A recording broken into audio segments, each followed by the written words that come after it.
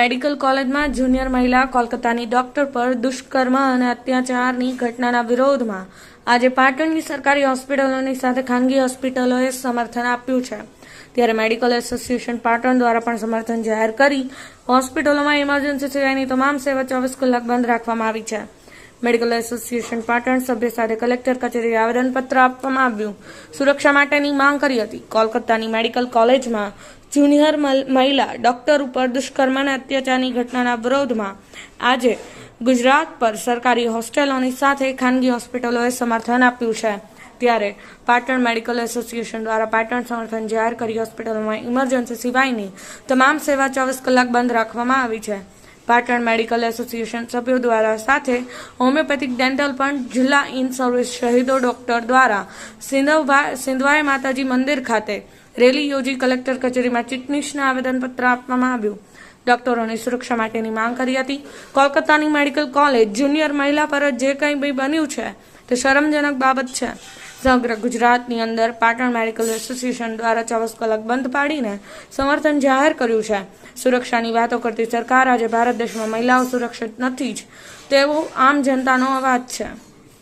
Rajubhai D Patel, Patan news 24.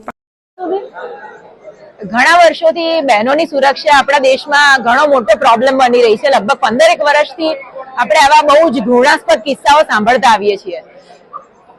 હવે આ વખતે જે કલકત્તામાં ડોક્ટર સાથે પણ બન્યું છે એ રીતે એની સામે અમે ડોક્ટરો, પાટણના ડોક્ટરો અને એકચ્યુઅલી આખા ભારતના ડોક્ટરોમાં ઘણો ગુસ્સો છે અને ઘણા એ જ મેસેજ આપવા માંગીએ છીએ બધા જ કે બહેનોની સુરક્ષાને ખૂબ જ પ્રાયોરિટી આપવી જોઈએ, સ્પેશિયલી વર્કિંગ વિમેનને અને ડોક્ટરોને, કેમ કે ડોક્ટરોનું કામ 24 કલાકનું હોય છે.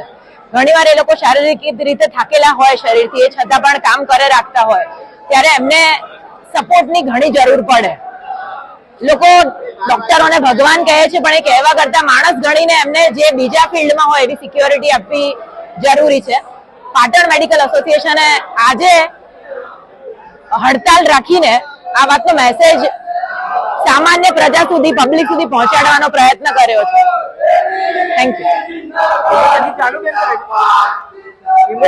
ઇમરજન્સી ચાલુ છે. ખૂબ તકલીફ વધારે હોય છે, દવાખાના ખુલ્લા છે, પણ રૂટીન ઓપીડી સદંતર બંધ છે.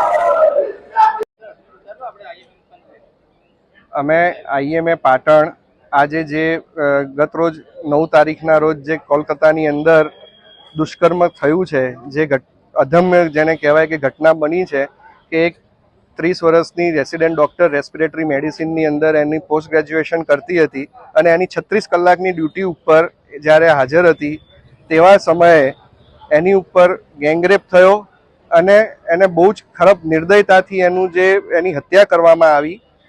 અને એના વિરોધની અંદર અમે લોકો આજે પાટણ આઈએમએ અને પાટણના તમામ જેટલા હેલ્થકેર એસોસિએશન છે, હેલ્થકેર સિસ્ટમ સાથે જોડાયેલા છે, તે દરેક જણા અત્યારના કલેક્ટર ઓફિસમાં આવ્યા છીએ અને અમે અહીંયા સાહેબને આવેદનપત્ર આપ્યું છે કે સત્વરે આના ઉપર કોઈ પગલાં લેવામાં આવે.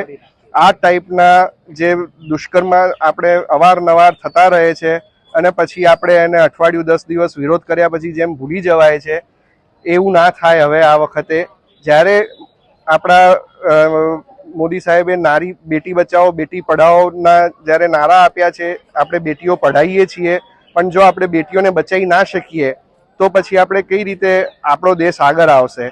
બીજું, આપણો દેશ એ નારી શક્તિનો દેશ છે. આપણા દેશની અંદર નારીની પૂજા થાય છે.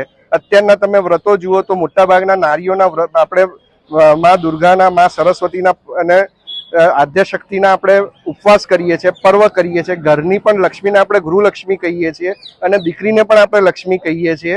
જ્યારે આપણે આટલું નારીને સન્માન આપતા હોઈએ તેવા દેશની અંદર આવું હિચકારી કૃત્ય કઈ રીતે થઈ શકે? ને આવા કૃત્ય કર્યા પછી પણ જે આરોપીઓ છે સર આરામથી ફરી રહ્યા છીએ, એમના ઉપર કોઈ જ પગલાં લેવામાં આવ્યા નથી. હવે આ જે દીકરી હતી એ દીકરી કોઈ પોતાના પર્સનલ કમાવા માટે થઈને 36 કલાકની ડ્યુટી નહોતી કરતી, એ ત્યાં આગળ ડ્યુટી કરી રહી હતી, એક હ્યુમેનિટી માટે કરી રહી હતી, ગરીબ દર્દીઓની સારવાર માટે ત્યાં હતી, ને તમે એવાને પણ નથી છોડતા. આટલી હદે બર્બરતા આવી ગઈ છે આપણા દેશમાં. અમારું આના માટે બહુ જ અમે એને અંતઃકરણથી વખોડી કાઢીએ છીએ, અને આ ટાઈપની ઘટનાઓ આપણા દેશમાં દર 2 અને 4 વર્ષે ને 4 અને 4 થતી રહે છે. હવે આમાં સરકાર કંઈક કડક પગલાં લે. બીજું, દીકરીઓ માટે કાયદા બનાવાય છે, પણ કાયદાનો કડક અમલ નથી થતો. તો કાયદાનો કડક અમલ થાય અને ડોક્ટરો ઉપર જે રોજબરોજ જે રીતે ઘટનાઓ આવી ઘટે છે, મારપીટ, મોલેસ્ટી, ગમે તેમ ગાળાગાળી કરવી, હોસ્પિટલમાં તોડફોડ કરવી, આ ટાઈપની ઘટનાઓ જો થતી રહેશે તો ડોક્ટર સારી રીતે પોતાનું કર્મ નહીં કરી શકે, એ કોઈ સારી રીતે સર્વિસ પ્રોવાઈડ નહીં કરી શકે. તેના માટે થઈને પાટણ આઈએમએ હેડક્વાર્ટરથી જે આદેશ છે તે પ્રમાણે પાટણ આઈએમએ 24 કલાકનો જડબે સલાક બંધ પાડે છે. આજે સવારના 6 વાગ્યાથી લઈને આવતીકાલના સવારના 6 વાગ્યા સુધી સંપૂર્ણ ઓપીડી સેવા અને પ્લાન્ટ સર્જરીસ બંધ રહેશે. ખાલી ઇમરજન્સી સેવા ચાલુ રાખવામાં આવશે. ધન્યવાદ. મારું નામ ડૉક્ટર પ્રતીક શાસ્ત્રી છે. હું પાટણ આઈએમએ નો સેક્રેટરી છું.